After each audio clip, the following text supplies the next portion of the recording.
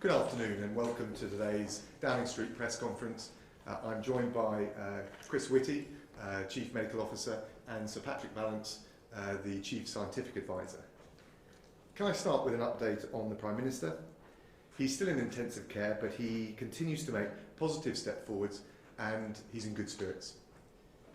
And I can also report from the government's ongoing monitoring and testing programme that as of today, 243,421 people have been tested for the virus, 65,077 have tested positive, and the number of people admitted to hospital with coronavirus symptoms now stands at 16,784. And of those who have contracted the virus, 7,978 have sadly died, and our thoughts and our prayers are with their families and their friends. The whole country has been practicing a stringent form of social distancing for 3 weeks now, precisely because we're doing everything we can to minimise the bleak numbers that I just read out. And for that I want to say a massive thank you to everyone who's gone the extra mile during this very challenging period. Thank you to all of those who are looking after us in our time of need, the NHS workers on the front line who have treated the sick, saved lives, and tended for those who sadly could not be saved. For the doctors and nurses who have died of coronavirus whilst caring for others, we will never forget their sacrifice. We will never forget their devotion to helping others. I also want to say a big thank you to the carers, the charity workers, all those looking after, or even just keeping an eye on, those in their local neighbourhood. You are the lifeline to so many people in our communities. Thank you to the workers who keep the country running, the supermarket workers, the delivery drivers, the technicians, the cleaners, the public servants who just kept going, determined to keep providing the daily services that we all rely on. I think you've certainly made us all think long and hard about who the key workers are in our lives. Thank you to the volunteers who have stepped up across the country, whose big-hearted sense of responsibility defines British community spirit at its very best. And a massive thank you to every single person who stayed home to stop this terrible virus from spreading. You've helped to protect the NHS and you've helped to save lives. Now, as we look forward to the long bank holiday Easter weekend, I know some people are going to start wondering, is it time to ease up on the rules? So I have to say thank you for your sacrifice, but also we're not done yet. We must keep going. Let me just explain a little bit about why that's so important. Today I chaired a COBRA meeting with senior ministers, officials and representatives from Scotland, Wales and Northern Ireland, as well as the Mayor of London, so that we could take stock and assess where we are right across the United Kingdom. And at this stage, the government is continuing to gather all of the relevant data to obtain the fullest picture possible of the effects of the social distancing measures that we've put in place. Now, while the early signs suggest that they are having the impact that we need to see, it's too early to say that conclusively. SAGE will meet next week to discuss the latest evidence and will keep the measures we've put in place under review. As we've said on many occasions now, we'll be guided by the science at all times. So we don't expect to be able to say more on this until the end of next week. And let me just be, again, very clear about this. The measures will have to stay in place until we've got the evidence that clearly shows we've moved beyond the peak. Now, I know these restrictions take their toll day in, day out on people's livelihoods, on people's quality of life, on people's mental health. And I appreciate that it's often the little things that hurt the most. With the Easter bank holiday coming up, I'd normally spend it with my two boys, 7 and 5 years old, with their grandparents doing an Easter egg hunt. And I know there's going to be lots of people who would normally be planning a family get-together or just getting out in the sunshine with friends and loved ones. Unfortunately, right now, we just can't do those sorts of things. And I'm really sorry about that. But just take a moment to think of the progress that we've already made. Following the guidance, staying at home, denying the virus what it needs to spread more easily and to kill more people. It's been almost 3 weeks and we're starting to see the impact of the sacrifices we've all made. But the deaths are still rising and we haven't yet reached the peak of the virus. So it's still too early to lift the measures that we've put in place. We must stick to the plan and we must continue to be guided by the science. Our top priority, our immediate priority, remains to slow the spread of the virus and to save as many lives as possible. And that's why we have to continue to ask you all to keep complying with the guidance. And as we've said consistently from the outset, it's vital we take the right decisions at the right time. And the most important thing right now is that people continue to follow the government's guidance until we've got the evidence that the virus is firmly under control. So that means please do stay at home to protect our NHS and to save lives. After all the efforts that everyone's made, after all the sacrifices so many people have made, let's not ruin it now. Let's not undo the gains we've made. Let's not waste the sacrifices so many people have made. We mustn't give the coronavirus a second chance to kill more people and to hurt our country. I know it's tough going, but this is a team effort and we'll only defeat this virus for good if we all stay the course. So please stay home this bank holiday weekend for everyone's sake. And I will turn to Sir Patrick to give us an update on the very latest data. Sir Patrick, over to you. Thank you very much. As the First Secretary has said, the measures that everybody has taken, the difficult things that we've all had to do, are making a difference, and they're making a big difference. We know that the social distancing is working, and we know that people are doing what they're supposed to do, and we need to keep doing that. And the reason we need to keep doing that is because it stops the transmission of the virus in the community, and we know that that is already happening. Next slide, please. As a result of stopping the transmission in the community, we stop new cases appearing. And this slide, the numbers go up and down a bit, but what you can see is it's not taking off in that sharp uptake. It's not gone sky high. And if anything, there might even be some flattening. That is because of what we're all doing with social distancing. If we had not done that, those cases would now be very much higher. If those cases were higher, next slide please, then this graph wouldn't look like this. We would find many, many more people in hospital. We would find the health system potentially overrun. And what you can see on this graph is the increase in hospital admissions, people in hospital beds with COVID, and it has gone up across the country, but it's not gone up in that steep way. And again, if anything, we're beginning to see the first signs of this levelling off. Too early to be sure, too early to know that this is on the way down, but it's not got that fast upswing that it would have had we all not been doing what we are doing with these difficult measures of social distancing. And if the hospital beds were fuller, next slide please, then importantly, so would the intensive care units be even fuller. And people are working heroically in intensive care units to look after the very sick patients who are there. But again, this is not the sharp upstroke of big increases in numbers. It's a steady increase in numbers, which just might be beginning to flatten off, but it's certainly not accelerating. That means that the NHS can cope. It's got the right numbers of beds with the new expansion in order to be able to cope with this. So if we were not doing what we're doing, and if we don't continue to do what we're doing in terms of the social distancing, we put all of this at risk. We jeopardise the thing that's allowed us to get to this position. And if I can have the last slide, please. Unfortunately, sadly, there are deaths from this disease. And those continue to rise, and you can see here the increase in rise in the UK and in other countries. This will not change for a few weeks because the deaths come after the other illnesses, the early illness, the intensive care, and then in some patients, unfortunately, die. And that will continue to increase for a few weeks. We need to see this begin to go down as well. It should follow the others. So the message is clear. which is the social distancing that we're all doing, is breaking transmission. It's stopping the hospital admissions, beginning to see that flattening off, still unbelievably busy, but beginning to see that flatten off.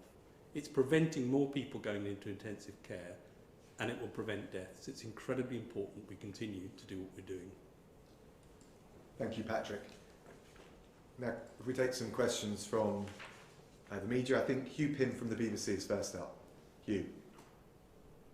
Thank you. We've heard some harrowing stories of people dying alone because family can't be with them for understandable reasons to do with the virus risk. What do you say to the British public about how things will develop from here? Well, the first thing I would say is thank you for all you're doing, not just the key workers, as essential as they are, and we applaud them for the incredible work they've done, but also to every individual who's followed the advice and the guidance. But we've made progress. Patrick has set that out, I think, very clearly, but we don't know conclusively that we're beyond the point at which we could start considering whether the measures will be relaxed. So we must keep it up. And I think the key thing is for people to understand how much of what they've already done has helped contribute to avoiding an even worse situation in terms of the spread of the virus and the number of deaths, and how important it is that we don't slow up or take our pressure off at this critical moment before we've come through the peak. So we recognise the sacrifices so many people have made. It's a team effort, and as a country we need to be united in this mission. We've got to keep it up. Did you want to come back with anything further, Hugh? Maybe to Patrick Vallance, a little bit more on the death projections that you have got. I know it's difficult, but how long and how fast you expect the deaths to carry on rising? In general, I'd expect the deaths to continue to keep going up for about 2 weeks after the intensive care picture improves, and so we're not there yet in terms of knowing exactly when that will be, but that's the sort of time frame I'd expect. Sam Coates from Sky. I suspect Britain needs a little bit of hope going into this Easter weekend. To Dominic Raab, will the government set out in public the principles that will guide you when you do finally come to lifting this lockdown? Angela Merkel, the German Chancellor, said today that the German government would do that next week. Can you commit to doing something similar? And to Chris Whitty, 2 or 3 weeks ago, you were very concerned about the speed that the coronavirus was ripping through communities. Can you say how fast it is now going and being transmitted? Has that transmission rate now come down, or is it still going through Britain as fast as it was? Thanks, Sam. Well, look, the positive is that I think, as we've hopefully set out clearly, we can show people that all the sacrifices that they've been made and all the forbearance that they've shown has made a real difference. It has saved lives. It has helped protect the NHS. We're obviously not on the same point along the peak as the Germans, so I'm not sure that the direct analysis works, but what we will do is continue to be followed by the evidence and the science, and as we've always said, and as I said earlier, we'll take the right decisions at the right moment in time. Answering directly the question that you asked about the speed, at the time when I was first talking about this, the doubling time, how fast we were doubling in terms of numbers, particularly in intensive care, was around about 3 days, varied a bit. This has got steadily longer in time over the last 2 weeks, thanks to what people have done. And as Sir Patrick showed in the data, this is really now becoming not quite flat, but it is doubling time is now 6 or more days in almost everywhere in the country, and extending in time. That has only happened because of what everybody has done, what we've all done in terms of staying at home and only going out for work, exercise and critical shopping and medical care. If I can just add one thing in terms of the principles, and this is not principles except in the narrow sense of health, I think it's important to remember that there are the direct effects of people dying from coronavirus, and this has been affected by people helping to pull the curve down. But there are also indirect effects which have to be taken into account when we're thinking about the health effects over the long term. Those include the indirect effects were the NHS to be overwhelmed, and because of people's actions, There's still room in intensive care, there's still room in the emergency services across the country in terms of other health issues. But we also have to remember the effects on things that have to be delayed to free up NHS space. And we have to think about the effects of the long-term health effects of some of the economic measures. And these are all health things, and there are other economic and other things that need to be taken into account by ministers. But for me as a doctor, I'm thinking about the health things. All of these need to be taken into account in working out how is the best way to go to the next stage in this epidemic. If I can also come in there, Please. if I may. Chris spoke about the doubling time in intensive care, which has got longer. If you look in the community, at the moment you would expect there to be no doubling time. This is not doubling. In the community, you would expect this now to be shrinking for all the reasons I've said, and the evidence suggests that that's what's happening in terms of the transmission in community. So that's all pointing in the right direction, and the doubling time in ICU is a reflection of what's happening earlier and the efforts that have been made in terms of social distancing. Sam, did you want to follow up? Just in terms of publishing the principles that we will rely on, perhaps not next week because we are, as you say, in a different place to Germany, but will the British government at some point explain to the British people in a document the trade-offs and the evidence about how they're going to go about lifting the lockdown?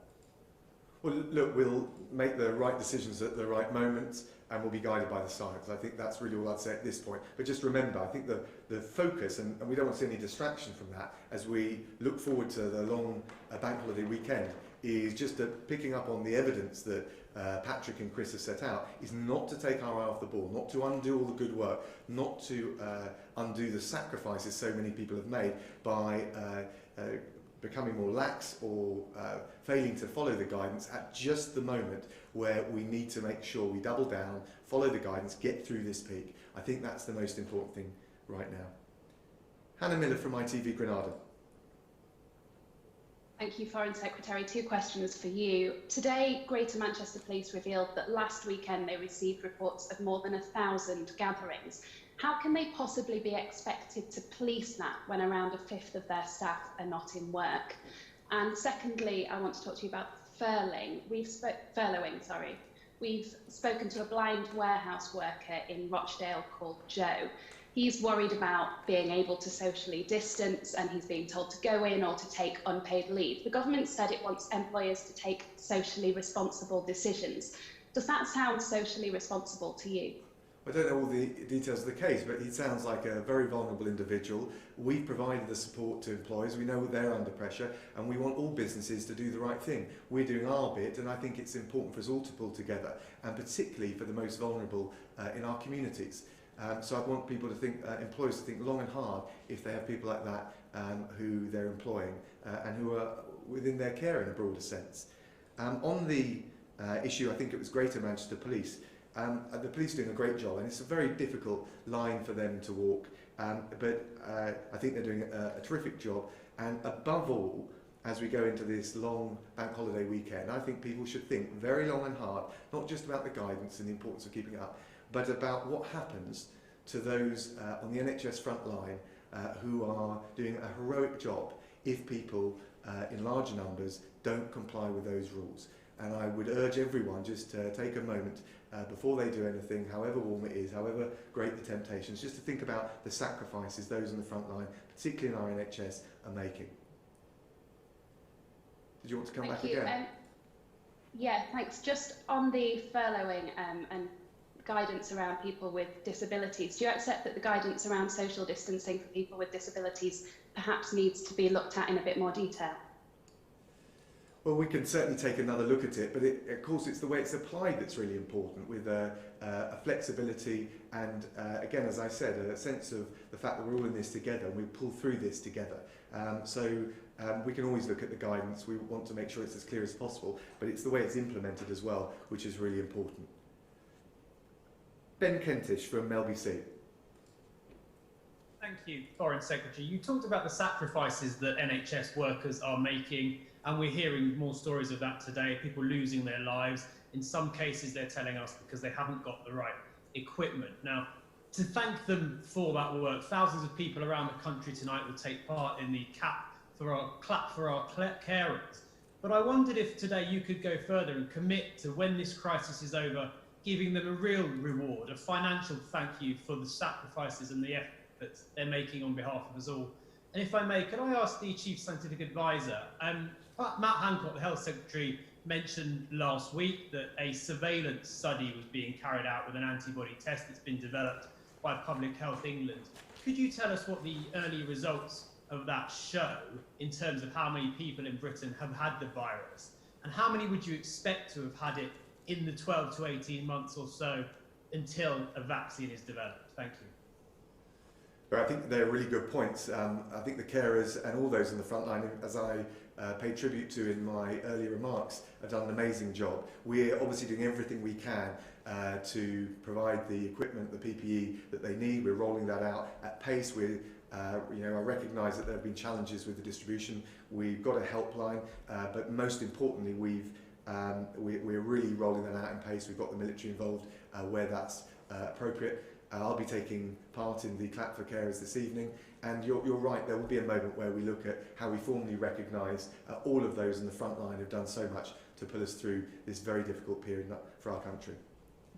On the surveillance test, so this is the antibody test, the first thing to say is these tests are difficult to get right. So they're, across the world, people are trying to get really specific and sensitive tests on this, and that's a lot of collaboration across the world to do that. The scientists in Public Health England have worked on this, and yes, there is a surveillance study underway. I don't know the results yet, they're not out. This will continue until we've got the right results and they're able to communicate them, and of course they will communicate them like all good scientific practice as soon as they're ready and they know what they show and they can validate that these are reliable results. So that's what's going on at the moment. And in terms of how many people would you expect to get this before a vaccine or treatment comes along, I think the processes that we've got in place are clearly to suppress the number, and the idea is to try and keep that number as low as possible. Did you want to come back on any of that, Ben? If I may, Foreign Secretary, just you said there will be a time to reward NHS workers. I wondered if you just might speculate on a personal level what form you think that should take.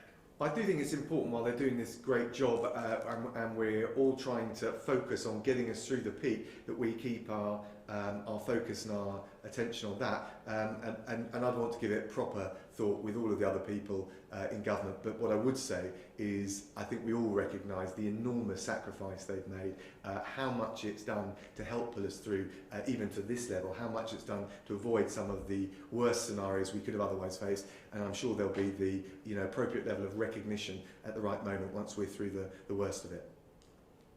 Oliver Wright from The Times. Thank you. A question first to Professor Whitty, if I may.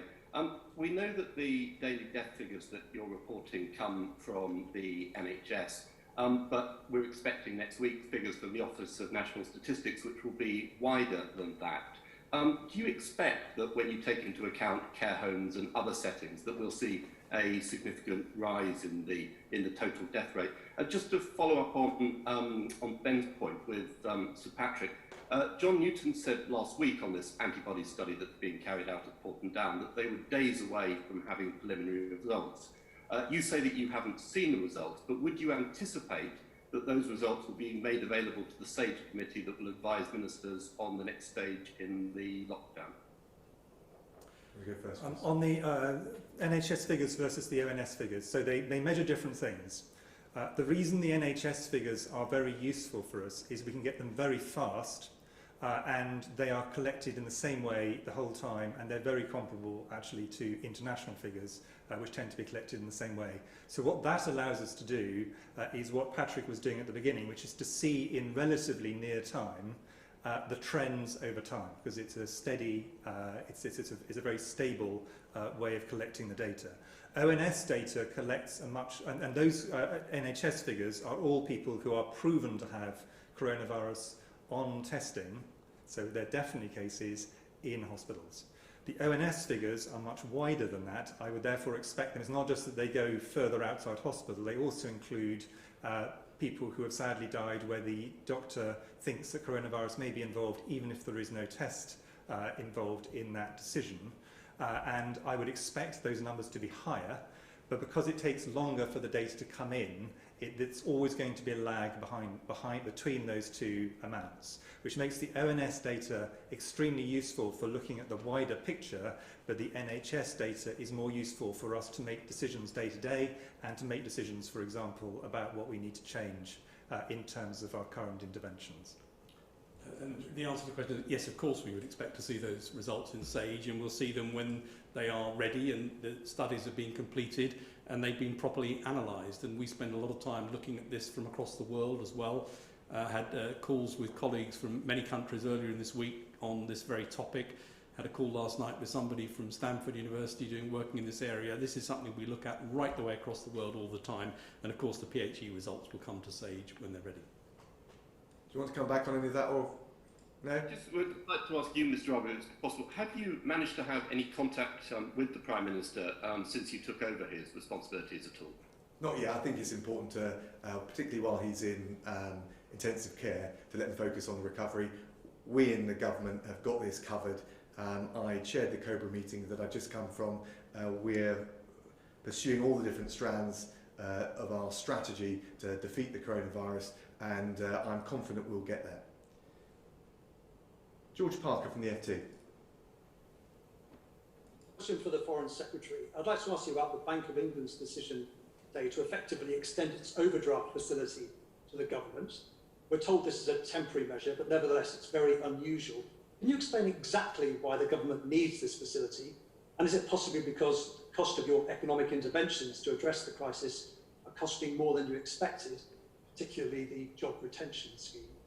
And separately, a question for Professor Whitty. We heard today from the US scientific equipment maker Thermo Fisher. They have an agreement with the government to supply 100,000 swab tests a day at least. Can I just check that is correct? And if so, what are we waiting for? So George, on the Bank of England decision, obviously we've got an independent Bank of England. They make those decisions autonomously. As you said, it's a temporary measure, but the broader picture is from the fiscal measures that the Chancellor has taken through to the measures taken by the Bank of England. We want to make sure that we're in the best position, not just to see us through this crisis from a health point of view, as important as that is, but also from an economic point of view. And we're making sure that we use all the levers across government to achieve that. On the testing, we're ramping up every day on the testing, but I think it's important to differentiate between tests available and ready to run and the whole system running in terms of in the lab, and actually having the whole system running so you're very confident that someone who needs a test can order the right test and will get the right result back. And the whole process is going up every single day this month. I expect to see an increase in the number of tests that go out and the number of results that come back, including Thermo Fisher, but not only Thermo Fisher. There are quite a few other groups who are involved in this. Did you want to follow up there, George? Yeah, just a very quick one to Chris Whitty. I mean, doesn't this really reflect the fact that the problem lies in our laboratories and not through any, for example, shortage of chemicals, which is something that Michael Gove said last week? And Mr. Raab, very quickly, something going back to your earlier opening remarks. You said that the measures will have to stay in place until we have clear evidence that clearly shows we have moved beyond the peak. Should we assume, therefore, that once we have evidence that shows we have moved beyond the peak, that the restrictions will start to be eased? Well, I think the whole point is not to make assumptions, but to be guided by the evidence when we've got it. I don't know, Chris, whether you there was a period when both swabs and reagents were in short supply. That's beginning to sort itself out. That doesn't, but you know, a testing process is a long chain of which actually doing the test is in the middle of it, but there are large parts either side. But you're absolutely right that that was a barrier. It's much less of a barrier, although it has not gone away completely, but it is a lot better than it was. Thanks, George. Hugo Guy from the Eye. Thank you. Foreign Secretary, can I just ask you to clarify the extent of your own authority in the Prime Minister's absence? We're aware you're chairing the committees in the Cabinet that he would normally do. Are you authorised to make big decisions, for example, on lifting the lockdown, a decision that's going to have to come next week, if the Prime Minister is still unavailable? Can you make that decision in the same way that he did, that he would do? And Sir Patrick, can I just ask, as you pointed out, the mass surveillance testing results are not yet available. Do you have any estimate at all for how many people in the UK have probably been infected with coronavirus, or are we just still flying blind on that point? So thanks very much, Hugo. Look, I've got all the authority I need to make the relevant decisions, whether it's through chairing cabinet updates, as I did earlier in the week, chairing COBRA, or indeed the morning meetings of senior ministers. We've got a great team. It's a team effort, and obviously it's not exactly the same as when the Prime Minister was here. That's very clear. But as his first secretary deputised to discharge his responsibilities, we've got all the authority we need. I think in terms of the test, one of the reasons it's so important to get that test out is to try and work out the proportion of people who may have had the disease asymptomatically. I think across the world it's looking less likely that it's a very high number. So it's not likely that it's 90% of people have had it asymptomatically. Much more likely it's lower than 50. Could be around 30, but we don't know for sure. And in terms of the number of people who've had it in each country, that's why the antibody test is so important. There are beginning to be some stories of people getting answers to that question. Again, I wouldn't expect that to be a high percentage, and most of the figures that come out so far are low single-digit percentages, but we need to see. There are a couple of examples of slightly higher percentages than that, but these are early data and we need to make sure that we've got the right information. Would you like a supplementary there, Hugo? Well, yeah, so can I just clarify, Sir Patrick? Appreciate the picture is still unclear, but you would expect it to be, for example, well under 10% probably of people in the UK have been infected by comparison to the situation in other countries. Is that fair enough? I can't tell you what the answer is going to be. We need to do the experiment, find out the answer, but from what I've seen from other places, it's mainly single-digit numbers, and it could be a bit higher in some places. Andrew McCaskill from Reuters. Many thanks. I've got two quick questions for the advisors. First for Sir Patrick. Why did your modelling committee, as members told Reuters, not begin reviewing and modelling the consequences of the full lockdown across the country until mid-March? And for Chris Whitty, if I could ask, Britain created a coronavirus test on January the 10th. Why did it take more than 2 months to contact many labs to ask them to create capacity to carry out tests? Thank you. Maybe I'll tell you what happened, and that's the easiest way to answer the question, which is we started working on this in January. We had our first full SAGE meeting in January. We had a pre-SAGE before before the 24th, I think it was, of January. We had an earlier meeting, and in February we modelled all of the interventions that you've now seen. And those interventions were modelled, looked at in SAGE, including scenarios of full lockdown to push the peak out to autumn. They were done throughout February. That's why in early March it was possible for the Department of Health and Social Care to publish an action plan which included all of the measures and reported that all of these might be necessary at some point, and they needed to be put in the right combination and in certain orders to get the maximum benefit. So it's not correct that we didn't model it till March. We modelled it throughout February, and that was, of course, was what led to the action plan. Yeah, on testing, I mean, you've got to remember, this is a completely new virus initially. From the time that actually the Chinese scientists put the genotype on the web, which was a fantastic first step, we moved incredibly quickly to get a first test. There was quite a rapid ramp up, but it initially had to start off to be sure the test worked. To make a point which I've made before, getting a test that's inaccurate is really unhelpful.